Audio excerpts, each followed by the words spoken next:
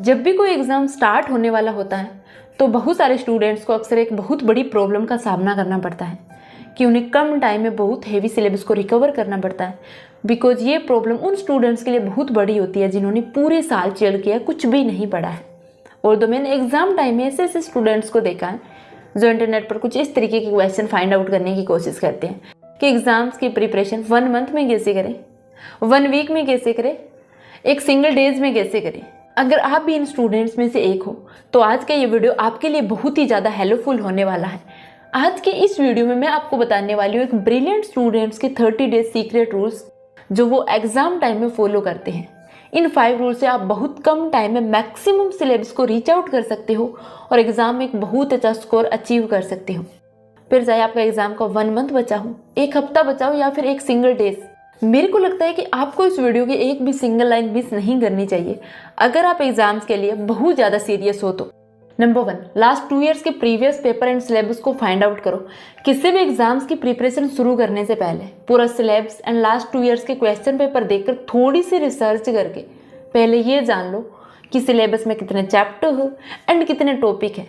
फिर previous question paper देखना very important है जिससे आपको ये अंदाज़ा लग जाए कि किस चैप्टर से मोस्टली क्वेश्चंस पूछे गए हैं, किस चैप्टर से सबसे कम क्वेश्चंस आते हैं, किस चैप्टर से सबसे ज़्यादा क्वेश्चंस आते हैं, किस चैप्टर में इजी क्वेश्चंस आते हैं, किस चैप्टर से डिफिकल्ट क्वेश्चंस आते हैं। इस पूरी एनालिसिस के बाद आपको ये समझ में आ जाएगा कि कौन सा चैप्टर एंड कौन सा टॉपिक एग्जाम्स में आने की बहुत ज़्यादा चांसेस है एंड कौन सा चैप्टर आप इजीली प्रिपेयर कर सकते हो एंड कौन सा चैप्टर प्रिपेयर करने में आपको डिफ़िकल्टीज आने वाली है। अगर आपके पास एग्ज़ाम्स की प्रिपरेशंस के लिए 1 मंथ बचा है तो आप इस एनालिसिस को हाफ एन आवर दे सकती हो। देन अगर आपके पास 2 से 3 डेज़ का टाइम है तो आप इस एनालिसिस को 10 to 15 मिनट्स दे सकती हो। नंबर 2, चैप्टर को रेडी करने के लिए priority and time table set करें। Syllabus and previous question paper को एनालिसिस के बाद चैप्टर को रेडी करने के लिए प्रायोरिटी सेट करें एंड टाइम टेबल बनाएं। हो सकता है किसी चैप्टर को रेडी करने के लिए 10 to 15 मिनट्स कम या ज़्यादा लग सकता है। टाइम टेबल बनाते टाइम हर चैप्टर के लिए कुछ एक्स्ट्रा टाइम लें बिकॉज जब आपका एक बार टाइम टेबल बनकर रेडी हो चुका है तो उसको बार बार चेंज नहीं करना है। बट 90% स्टूडेंट यही गलती करते हैं एग्ज़ाम टाइम में बिकॉज आपको बहुत ज़्यादा लिमिटेड टाइम में हेवी सिलेबस को रिकवर करना होता है। आपने जो भी किसी चैप्टर के लिए टाइम टेबल सेट किया है उसी टाइम पीरियड के अंदर उस चैप्टर को कंप्लीट करना है। नंबर 3, इजी चैप्टर को पहले प्रिपेयर करें।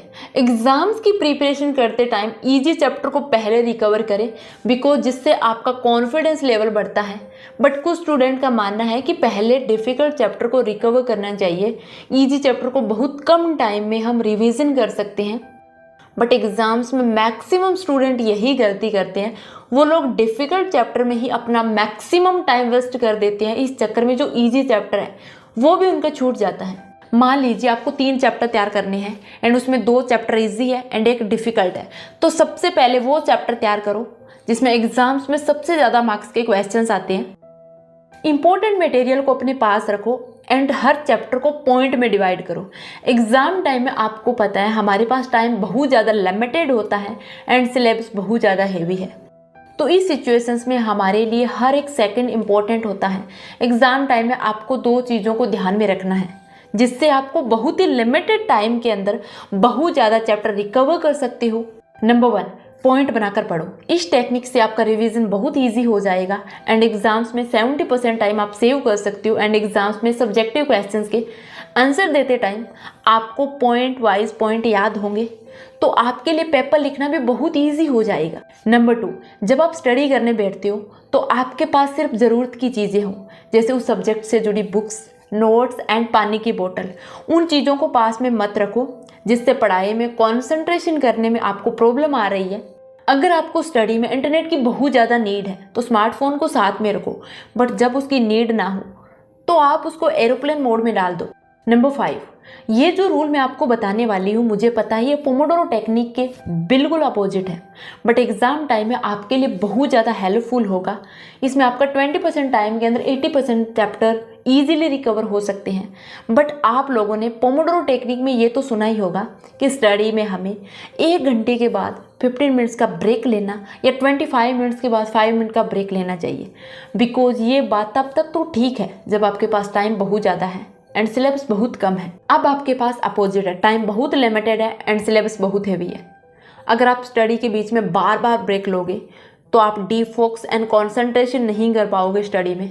अगर आपके साथ ऐसा हो रहा है कि आपने एक चैप्टर कंप्लीट कर लिया और आप बोर हो गए, आपका ब्रेक लेने का मन है, तो ऐसी सिचुएशंस में आप 10 या 15 मिनट्स का ब्रेक लेकर कोई दूसरा सब्जेक्ट्स या कोई दूसरा टॉपिक पढ़ सकते हो। आप चाहो तो कंबाइन या ग्रुप स्टडी भी कर सकते हो। बट यहाँ आपको एक पॉइंट ध्यान में रखना है, ग्रुप स्टडी करने से पहले पूरा प्लान रेडी होना चाहिए आपका कि आप एक लिमिटेड पीरियड में कितने पोर्शन कंप्लीट करोगे। अगर आप टाइम प्लानिंग के अकॉर्डिंग कंबाइन या ग्रुप स्टडी करते हो तो 30% सिलेबस ज़्यादा रिकवर कर सकते हो आप एक नॉर्मल स्टडी के अकॉर्डिंग। तो आज के इस वीडियो में हमने जाना एक ब्रिलियंट स्टूडेंट्स के 5 स्टडी टेक्निक्स। अगर आप इन 5 स्टडी टेक्निक्स को स्टेप बाय स्टेप फॉलो करते हो तो आप एक लिमिटेड टाइम पीरियड के अंदर मैक्सिमम सिलेबस को ईजिली रीच आउट कर सकते हो। अगर आपको वीडियो इन्फॉर्मेटिव लगा हो तो वीडियो को लाइक करें। अगर आपको ऐसे ही इन्फॉर्मेटिव वीडियो चाहिए तो चैनल को सब्सक्राइब करें एंड कमेंट सेक्शंस में इस वीडियो के 5 रूल्स में से 1 या 2 पॉइंट जरूर टाइप करें अपने नाम को टैग करके, जिससे मुझे ये अंदाज़ा हो सके कि मेरी ऑडियंस का फोकस्ड अटेंशन कितना हाई है। All the best. मिलते हैं किसी अगले वीडियो के अंदर।